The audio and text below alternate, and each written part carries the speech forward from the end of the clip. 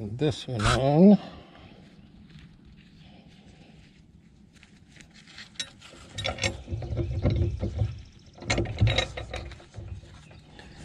The story on this finish mower is my uncle bought it about 12 years ago, and it sat outside because it needed some work done on it.